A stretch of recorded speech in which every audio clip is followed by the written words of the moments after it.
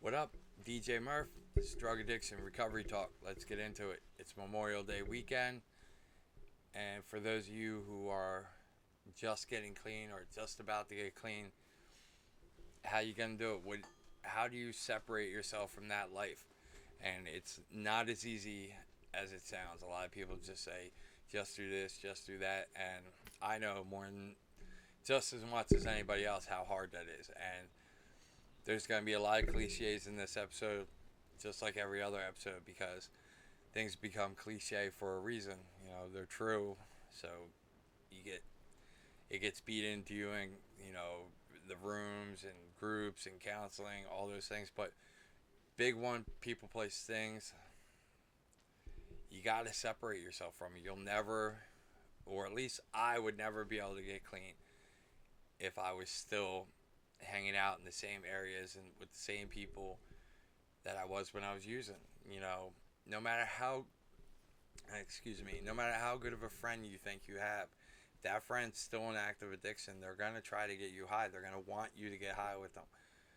You know, I've done it to other people. You know, I'm a little ashamed of it, but I've done it to other people. I wanted them to get high. I felt like if they were getting clean, they were leaving me behind, and that's how people feel that are still in addiction if you're getting clean. So you got to sever those ties. I always threw my phone out, you know, because when you stop calling the dealers, they're going to call you because they want that money. They want your money, you know. So, you know, besides that, you have to have goals. I mean, for me personally, if I didn't have my DJing and my goal towards getting my DJ business off the ground and get my event promoting and planning business off the ground. You know, it just going to my day job every day, just that and coming home. I love my kids and I love my family, but just work and home, it gets like monotonous, and you need something else, something to look forward to, and, or at least I do. And having those goals really keeps me in line, keeps me like an arrow focused towards what I want to do.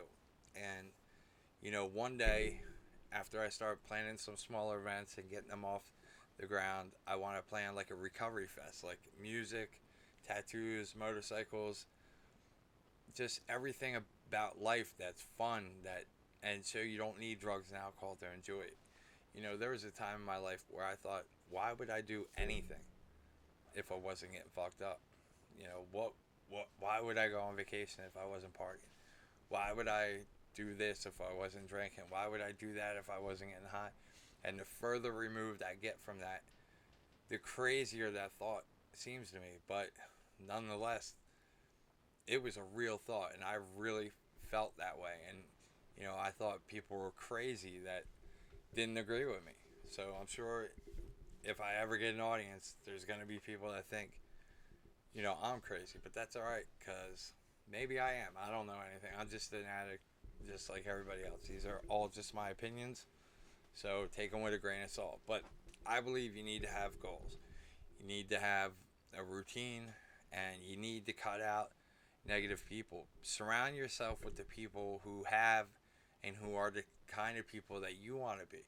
You know, when I first got clean, a friend of mine who, you know, did 10 years in prison, who was an addict, got clean, had built up a business, gave me a chance. They found me in one of the rooms, gave me a chance, that they were going to give me 2 days of work, and I worked for them for years after that. And eternally grateful, because I'd give myself a bad name, and he gave me a chance to redeem myself, and I did. So, but yeah, like having something to strive forward will keep you getting up, you know, keep you. And as you start writing things down, you start chipping away towards your goals and chipping away at all the things that you neglected while you were on your run. You know, it'll make you feel good when you, like for me, when you get your license back, when you get your license back and you get all those things taken care of, it's a great feeling inside, and it makes you it's almost like a high of its own that keeps you going towards the next thing that you got to check off your list, or the next goal you're going to achieve. So that's my advice. Become goal oriented.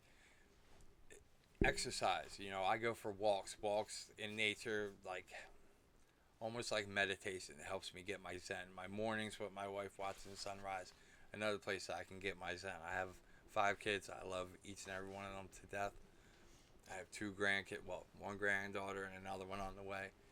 And I love them more than anything. But I still need my zen time, my me time, and my walks and my mornings watch the sunrise allows me to have time for myself, because you have to take care of yourself, because you can't take care of other people if you're not right. And I know it's a cliche, but it's true. And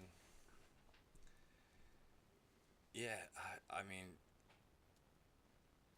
you're worth the time it's going to take to get your life together. No matter how bad you've been, no matter how many horrible things you've done, you're worth having a happy life. And you'll get it. I promise you, it gets better. Whether you go to the rooms, you go to church, you go to a clinic, whatever you got to do, the goal is having a happy life.